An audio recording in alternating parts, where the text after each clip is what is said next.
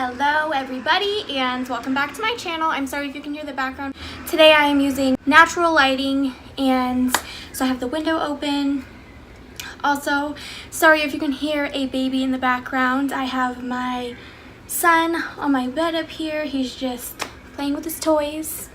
Part 2 of my teen mom story ended with my husband and I actually splitting up, and that did happen. I was just in a really dark place in my life. I was very depressed, still suffering from postpartum depression, and I had just had a miscarriage, and my husband was actually talking to tons of women online and through text message, and I wasn't sure if I wanted to try and work the relationship out or if I just wanted to go my separate ways. I didn't know if anything was ever going to change. I didn't know if I was ever going to be happy. I was basically just trying to figure myself out and find who I was, what my identity was other than being a wife and a mother. A guy that I had gone to school with ended up reaching out to me on social media, and he was telling me all the right things that I needed to hear at the time, boosting my confidence, and we ended up being together, if you know what I mean. I don't know how else to say it, but we were together, and it was a situation that I regret, a situation that I didn't want to necessarily be in, but I was put in that situation, and so that happened.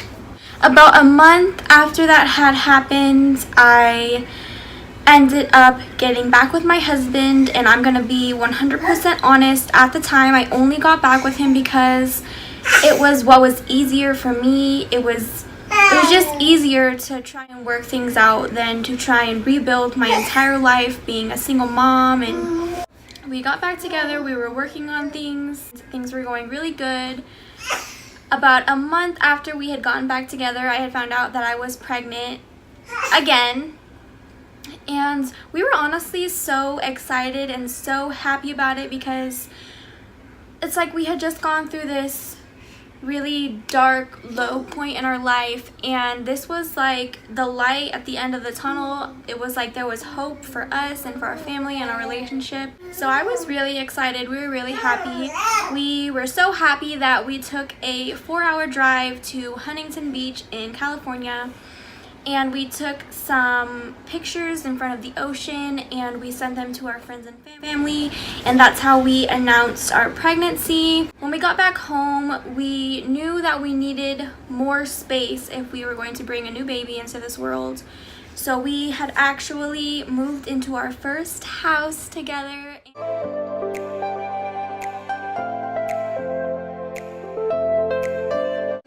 Nice house. It was just not in a very good neighborhood at all. When we had moved in there, I remember my husband, he was so excited about the pregnancy. He was excited to set up the nursery and buy new baby things, and he was just so excited, more excited than he has been with my past pregnancies. So I felt like nothing at the time could have ruined the happiness that I had gained back and the happiness that was just in our family. But I was wrong. I was so wrong. When I was about 3 months pregnant, my husband actually found out that when we were separated, I had been with somebody else, and he was not happy about it. He was angry, he was sad, he was hurt. But we did end up staying together, and let me just tell you that the weeks leading after he had found out were pure misery for me. It was miserable. I'm not sure if it was because he was hurt or confused or what, but my husband was constantly asking and begging me for details of what had happened between me and this other guy, and I was just like, no, I'm not going to go into detail about what happened. I don't even want to think about what happened because I had regretted it so much, and I never thought he was going to find out. I was never going to tell him. I felt like at the time, since we were apart, that it was none of his business, and I feel differently now. We were still married and we were still kind of talking, even though we weren't together. After a couple weeks have passed and things had kind of settled down, I want to say things got better, but they didn't really get better. They just kind of stayed at a standstill for the next 6 months. For the next 6 months of my pregnancy, let's just say it wasn't good. I was basically abandoned emotionally and physically. I mean, my husband, he was there for every appointment and anything that had to do with the baby, but when it came to me feeling sick or not feeling well or needing some time to rest, or if my body was aching or if I couldn't lift something or move something, he wouldn't help me. He wasn't there for me. Kind of started to send me back into depression. I wasn't gaining very much weight. Hard time eating. I was so down. I felt so lonely. He didn't even really acknowledge that I was pregnant at all, and it was hurtful.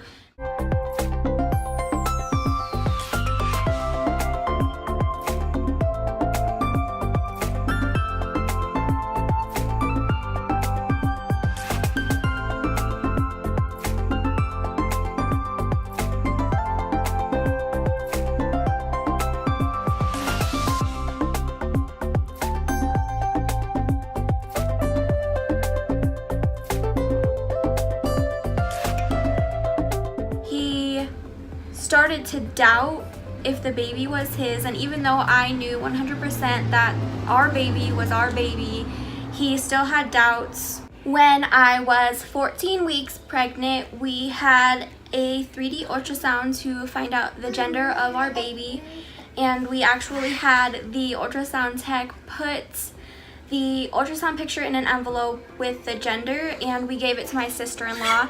And she had baked us a cake for our gender reveal, and the way we revealed it was I recorded my husband cutting open the cake.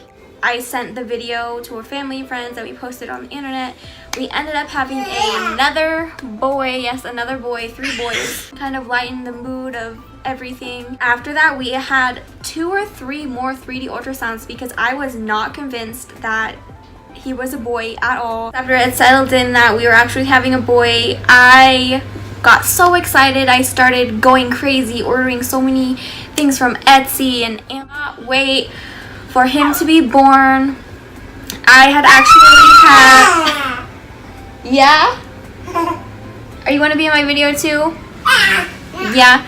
Okay, so I had actually had 2 baby showers with this pregnancy as well. One was with my friends and the other was with my family. And I think we did it that way just because it was kind of hard to get everybody in the same place at one time. And the baby shower I had with my friends turned out way better than I had expected it to. I actually didn't expect anybody to come. A lot of them showed up to my baby shower, so that was really nice. I had so much fun.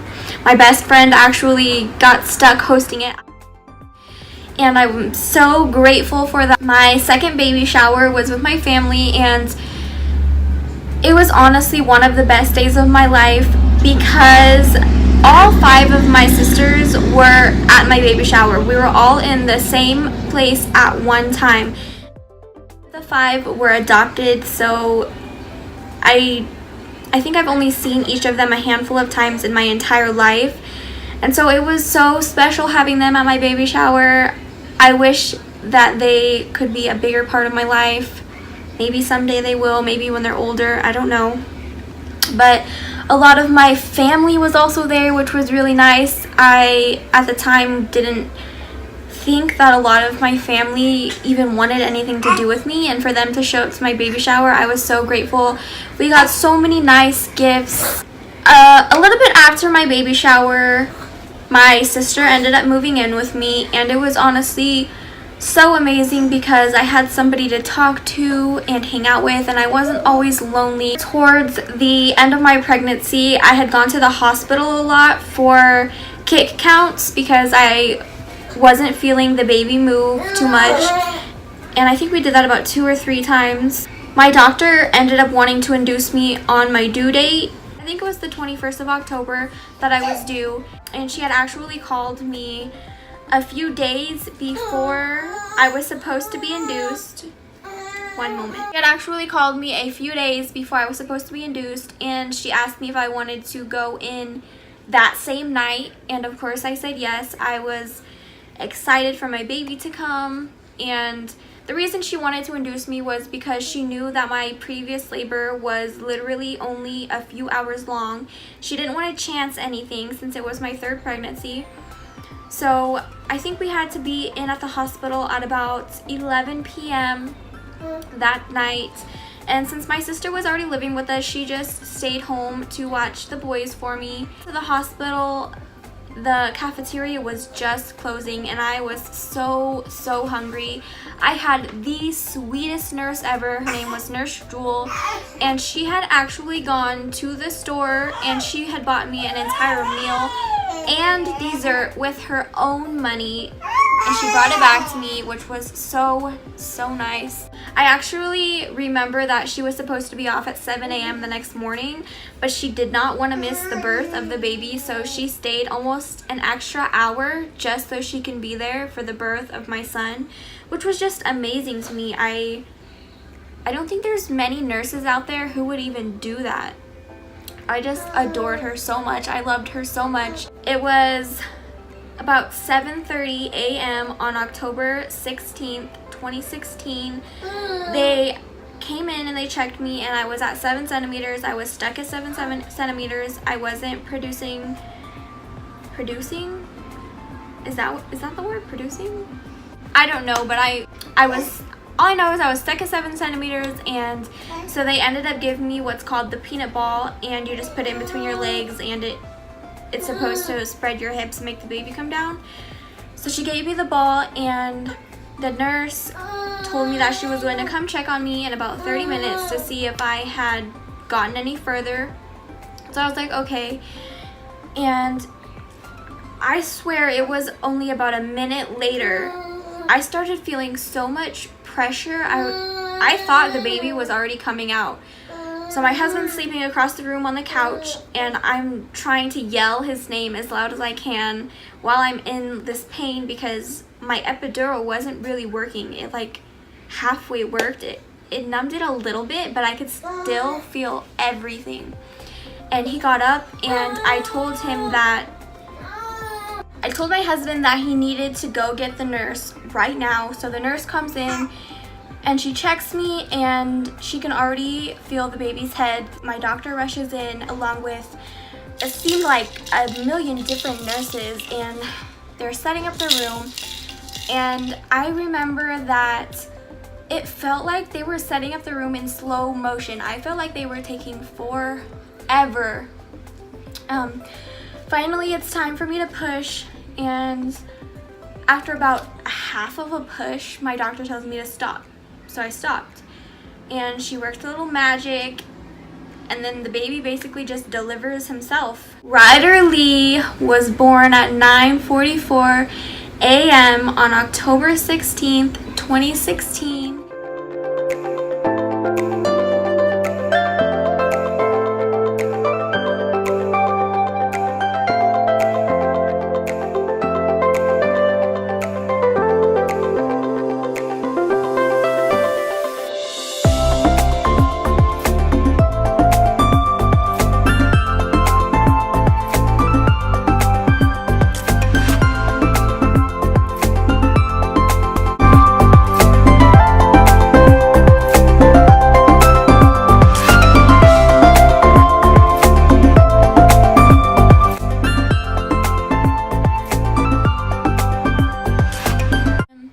And I was only in the hospital for 24 hours. They let me go home after 24 hours. And when we got home, things seemed very normal. I remember I didn't want anybody to come visit me at the hospital, or even the first few weeks that the baby was home, just because I was like standoffish, because I knew my husband at first didn't think my son was his, and his family was denying the baby. Really nobody came to see us within the first few weeks. Actually, I'm gonna say the first week because I do remember when the baby was about 4 or 5 days old. My mother-in-law invited us to go have dinner at her house, and she lived 45 minutes away from us. She wanted to meet the baby and things like that. I really did not want to go to this dinner, but I did it for my husband to make him happy. While we were eating dinner, my mother-in-law asked me if she could hold the baby, and I said, sure, go ahead, you know, I'm eating, you can go ahead and hold him. So she's holding him for a minute, and then she tells me she's gonna go set him on her bed while she goes to the bathroom. And I thought it was kind of weird, but I was like, okay. And so she's in there for a really long time. Like, my food is already gone at this point, and she's still in there. So I'm like, what's going on? Like, I start to like get a weird feeling.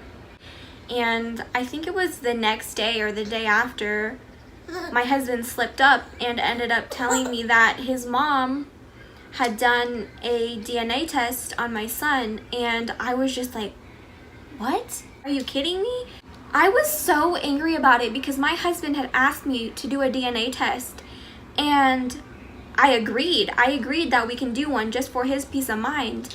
And then for him to pretend and make me think that he thinks the baby is his now and we don't need a DNA test. For him and his mom to go behind my back and do a DNA test, I was so angry and I was hurt. I felt lied to and betrayed. So I was so mad at my mother-in-law and my husband for so long.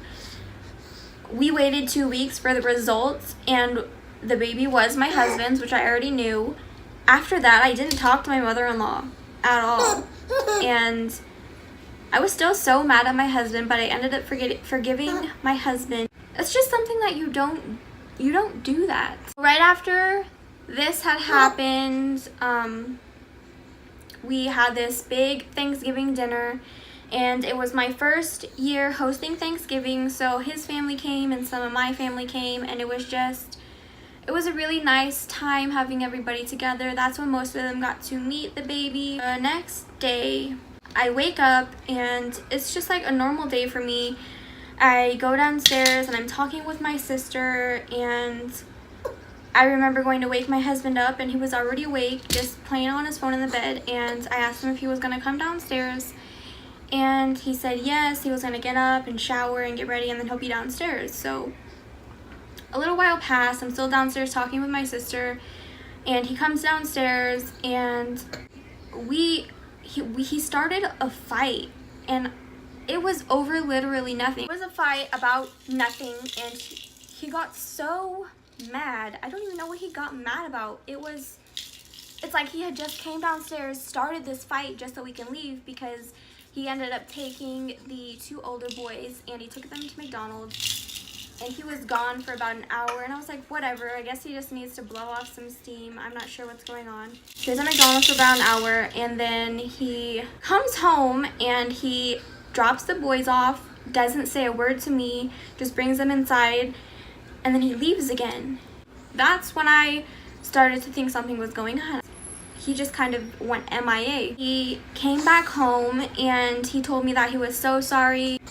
I didn't really think anything of it besides it was weird. I wake up one morning and I get this text message. The message was from my husband. He had told me that he had cheated on me and that he was sorry. And at first I was shocked. I was so heartbroken. Tears just started falling from my eyes.